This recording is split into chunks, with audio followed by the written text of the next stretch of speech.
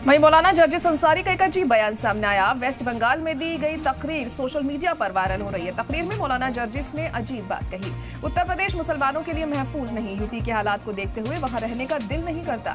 हम घर में कह चुके हैं चलो बंगाल शिफ्ट होते हैं। यूपी में मदरसों पर बुलडोजर चल रहे हैं। हम अपनी ही मस्जिदों में बिना इजाजत के कोई प्रोग्राम नहीं कर सकते। इटावा के रहने वाले हैं मौलाना जर्जिस अंसारी। इटावा के मौलाना जर्जिस अंसारी की वेस्ट बंगाल में ये दी गई तकरीर सोशल मीडिया पर वायरल हो रही है और अपनी तकरीर में जर्जिस ने काफी भड़काऊ बयान दिए। मौलाना जर्जिस अंसारी ने कहा कि उत्तर प्रदेश मुसलमानों के लिए महफूज नहीं है। मौलाना जर्जिस अंसारी ने कहा कि यूपी के हालात को देखते हुए वहां रहने का दिल नहीं करता और हम कई बार अपने घर में कह चुके हैं कि चलो बंगाल शिफ्ट होते हैं। मौलाना ने कहा कि यूपी में मदरसे पर बुलडोजर चल रहे हैं और हम अपनी ही मस्जिदों में बिना इजाजत के कोई प्रोग्राम नहीं कर सकते। हमारे उत्तर प्रदेश में चले जाओ, हम तो कई मर्तबा अपने घर पे कह चुके हैं अब उत्तर प्रदेश में रहने का दिल नहीं करता, चलो बंगाल में शिफ्ट होते हैं। कई बार हम लोगों में चर्चे हो चुके हैं इस बात के।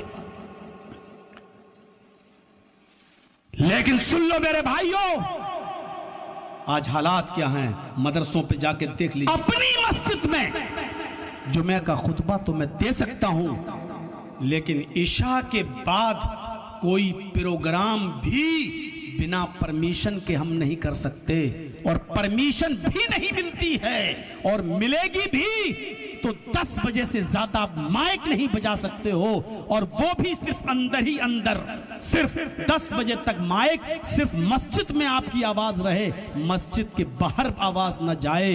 इस कंडीशन में हम उत्तर प्रदेश के लोग रह रहे हैं। अजानों पे पाबंदी हो चुकी है। कोई देके देख ले आज जोर से अजान।